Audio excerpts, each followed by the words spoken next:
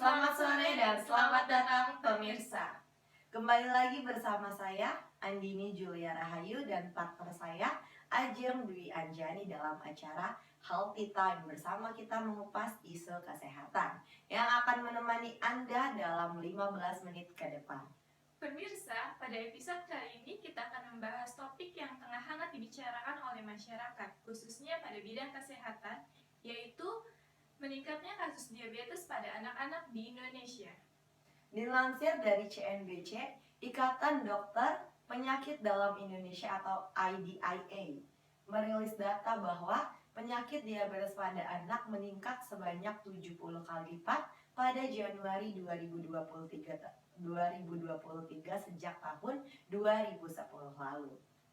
Selanjutnya, dilansir dari BBC News Indonesia, Direktur Utama BPJS Kesehatan Ali Gufron menyatakan bahwa penyakit diabetes pada anak dari tahun 2022 menaik hingga 1.000 kasus dibandingkan dari tahun 2018 lalu.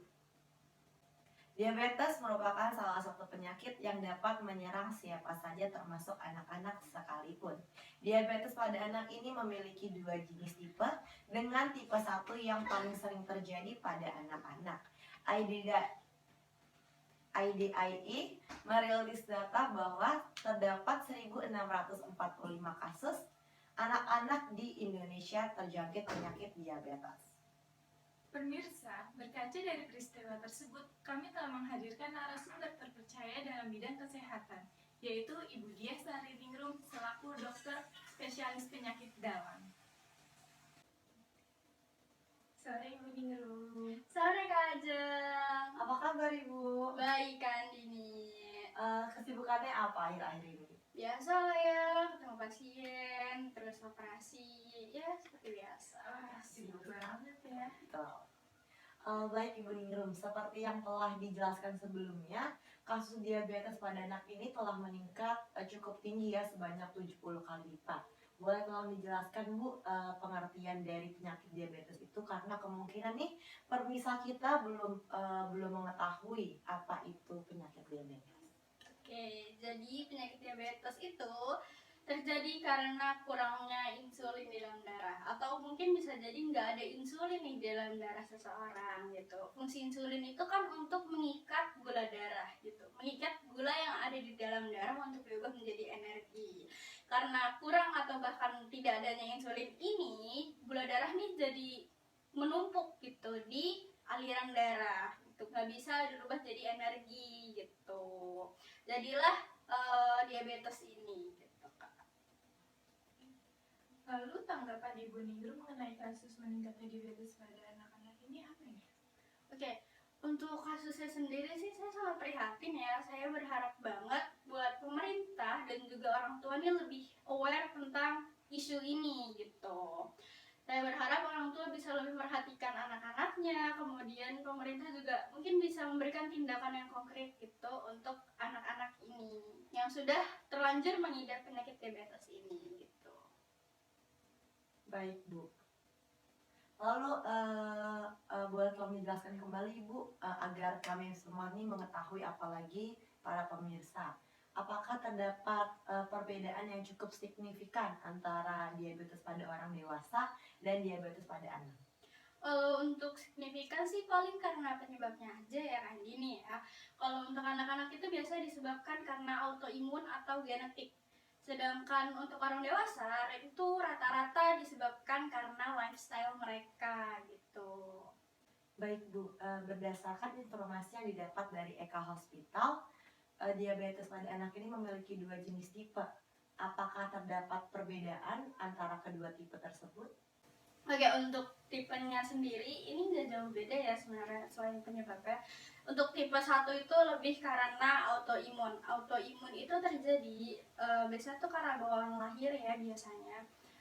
Autoimun, apa sih autoimun itu? Autoimun itu ketika kayak sel darah putih, terus sel penghasil insulin itu bekerja dengan tidak semestinya. Kalau kita ambil contoh sel darah putih ya, sel darah putih itu kan berfungsi untuk menutup luka, melawan bakteri yang ada. Kalau dia punya autoimun, itu sel darah putihnya justru malah menyerang balik sel darah merahnya, sel yang seharusnya tidak diserang gitu kan gini. Kemudian untuk yang tipe kedua itu lebih bisa disebabkan oleh genetik, biasanya itu karena genetik ya, kemudian bisa juga karena habitual dari anak ini, entah itu dia makannya gulanya terlalu banyak, pola hidupnya kurang sehat dan sebagainya gitu. Baik, terima kasih Bu Ningrum atas penjelasannya. Sebelum kita lanjut dengan pembahasan selanjutnya, mari saksikan jeda pariwara berikut ini tetap di Healthy Time.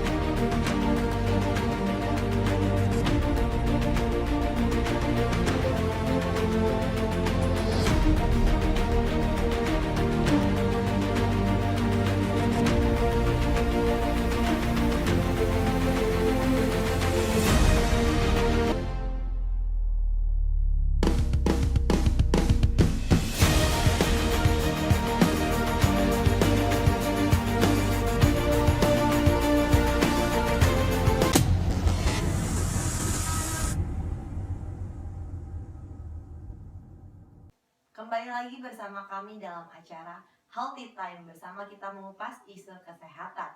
Seperti yang sebelumnya telah dijelaskan oleh Ibu Ningrum selaku dokter spesialis penyakit dalam, penyakit diabetes pada anak ini memiliki dua jenis tipe. Dari dua tipe tersebut, apakah memiliki gejala yang berbeda, Ibu? Untuk gejalanya sendiri ada beberapa ya kan ini. Yang pertama itu ada nafas berbau buah, kemudian ada bagian tubuh anak yang menghitam, biasanya itu di area leher, di belakang leher dan ketiak. Kemudian ada rasa haus yang ekstrim dan anak tuh lebih sering buang air kecil gitu. Kemudian ada juga rasa lapar yang tinggi, tapi berat badan anak tuh justru malah menurun gitu kan. Baik, lalu apakah terdapat gejala yang diwaspadai oleh orang tua untuk mengantisipasi penyakit tersebut pada anaknya? Jadi untuk gejala yang harus diwaspadai orang tua sendiri itu ada terletak di berat badan anak. Orang tua bisa lebih aware kepada berat badan anaknya nih.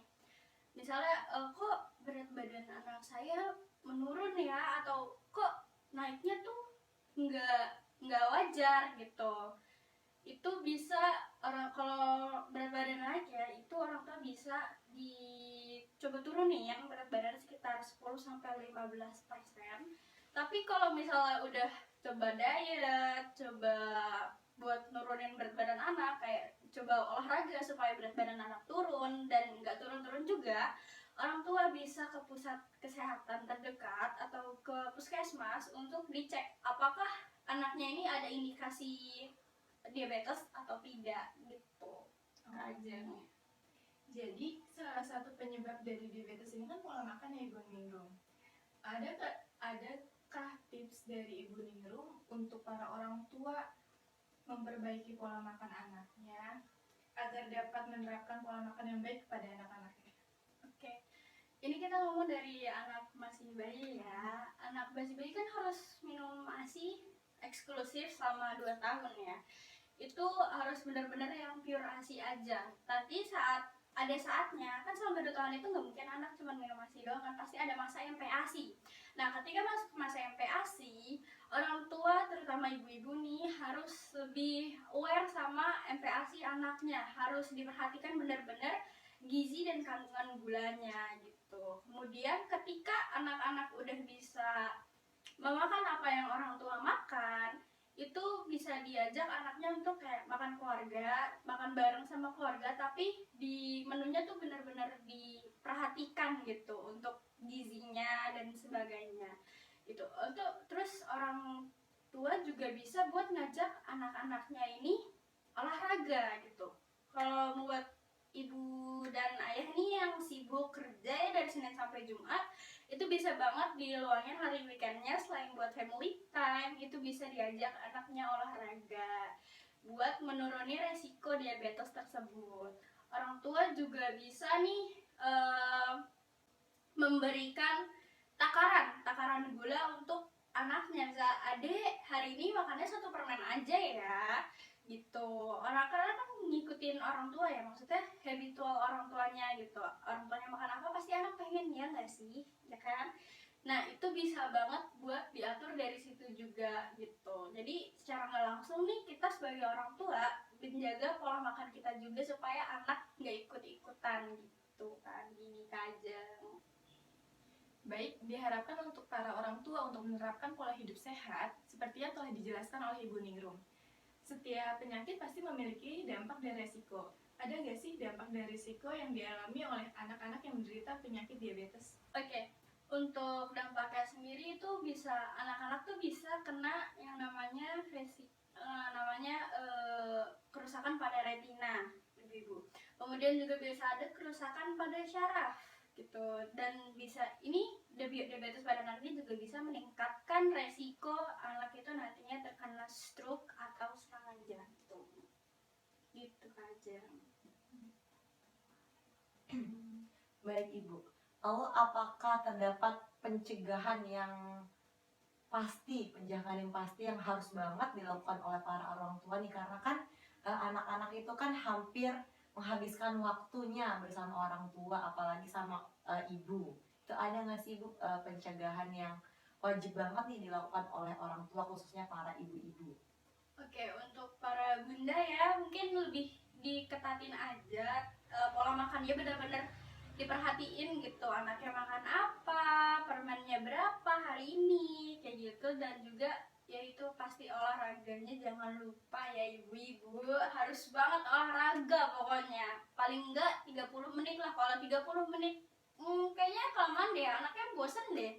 Itu mungkin bisa 15 menit aja sehari gitu. Baik, apabila anak telah mengalami diabetes, apakah ada obat yang efektif untuk menyembuhkan mereka dari penyakit tersebut? Sayangnya diabetes ini nggak ada obatnya ya Kak Ajeng ya. Itu cuman bisa dikurangin, nggak bisa sembuh total dari diabetesnya, itu hanya bisa dikendalikan gitu. Untuk anak-anak yang punya tipe 1 atau yang karena autoimun, itu mereka biasanya harus suntik insulin setiap harinya atau setiap bulannya. Itu harus suntik insulin untuk mengatur gula darah mereka gitu. Kemudian untuk anak-anak yang karena habitual itu bisa dikurangin dengan menjaga pola makan, olahraga gitu. Tapi kalau misalnya udah melakukan itu semua dan masih gula darah masih tinggi, itu bisa ke pusat kesehatan terdekat. Kemudian biasanya dokter tuh akan memberikan obat oral ya. Kalau misalnya obat oral juga nggak bisa, masih tetap tinggi juga gula darahnya, itu dengan terpaksa dokter akan melakukan suntik insulin gitu. Baik Ibu, sayangnya kita telah berada di penghujung acara. Sebelumnya terima kasih pada Ibu Ningrum yang telah menemani kita pada sore hari ini. Bagaimanakah tanggapan permisah terkait penjelasan yang telah disampaikan oleh Ibu Ningrum? Marilah kita bersama-sama menjaga kesehatan anak-anak kita agar terhindar dari penyakit diabetes yang seringkali dianggap sepele oleh sebagian orang.